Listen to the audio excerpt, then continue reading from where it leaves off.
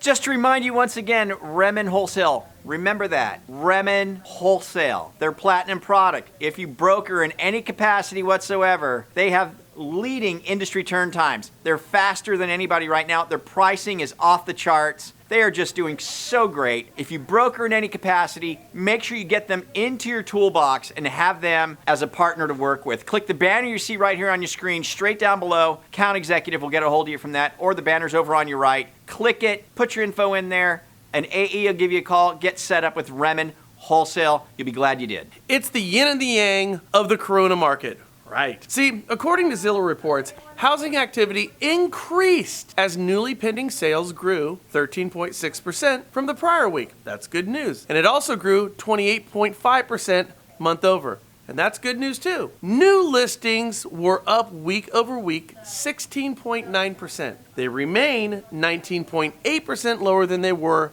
a year ago. This is all Corona stuff, isn't it? Exactly, that's what it is. The total for sale inventory fell 2.6% from the week prior, but it's down 27.4% annually, obviously. And this point is very much the Corona market. You see, people are not listing their homes right now. They're thinking of listing, but they're not listing. This makes sense. Your average homeowner has been stuck in their home thinking about their home, but ill-informed about the nature of the market. Based on the economy, unemployment, and all the negative economic news you hear on the 24-hour news cycle, the average homeowner will draw the conclusion that all this bad news extends to the housing market. Values are down, so I'll wait this one out before selling. And that's logical to think that way. But it's wrong, but it's logical. It's the job of the real estate agent, right, to reach out to their community and to show and tell homeowners that it's in fact a great time to sell. For proof, the median list price in the United States is $333,372, 1% higher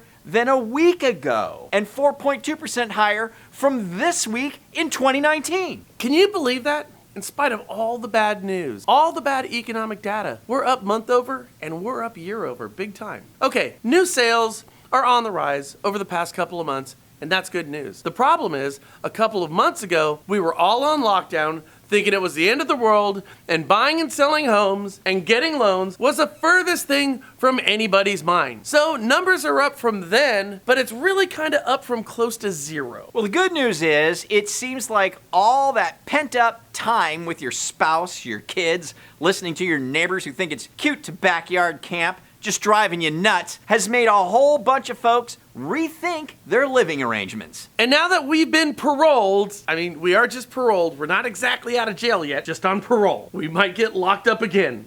It's parole. Now that we can get out of our homes, we want to buy a new home and a new location, and that often means we need to sell our existing house. But we're not back yet because pending sales volume reached its bottom in April, about 50% below February level, or 50% below pre-corona. So yes, numbers are better, and yay! But we are still way off industry norms. New listings are up 16.9% week over week. Yay! And this is after slowing during the week of Memorial Day. But they remain 19.8% lower than they were a year ago. And total for sale inventory fell 2.6% from the week prior as sales picked back up again, yay, and is now down 27.4% annually. You notice all these really interesting conflicting numbers. It truly is the sweet and sour of the current housing market. The glut of buyers that we have with anemic inventory. Lenders, you need to work with your realtors to help them get more listings right now. That's what the market calls for. Listings for your buyers. And remember, sellers need loans too. You might pick up a few deals when you help your agents out. And oh, by the way, these sellers of homes who are gonna buy another house, who have down payments, they qualify for loans. That's a good thing, right? So how do you get these listings? Well,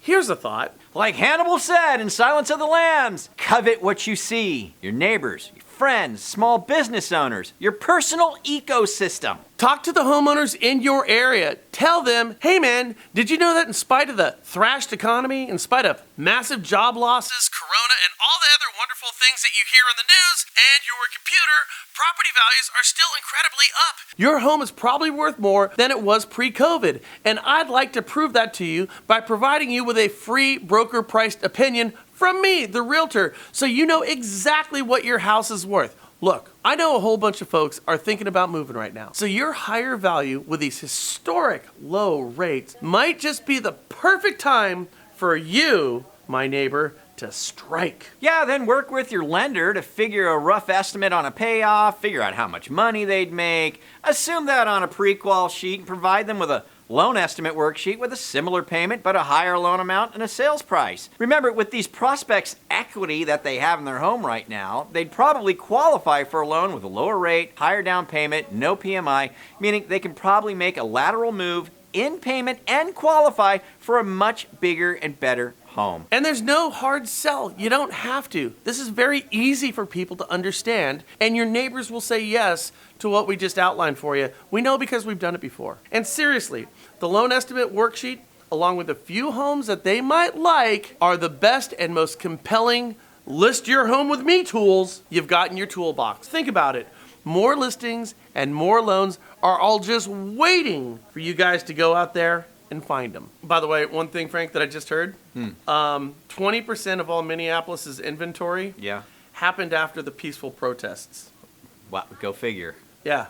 So Go that's figure. another interesting point is if Yeah. you're living in urban areas because of the COVID thing, Yeah. people don't want to be too close. Yeah. And now with the unrest that we have, a lot of folks are saying, Get me out of here. get me out of here. Yeah. So as a real estate agent, if you're out in the burbs, you might want to speak with some of your larger metro area real estate agents and start looking for referrals from them because we are seeing a mass exodus Right. from our urban areas. I like what you said earlier today when we were on Lab Coat Agents webinar, where you said it's scientifically proven that lasagna tastes better off of a granite countertop than Formica. It is. There's So- lots of studies on that.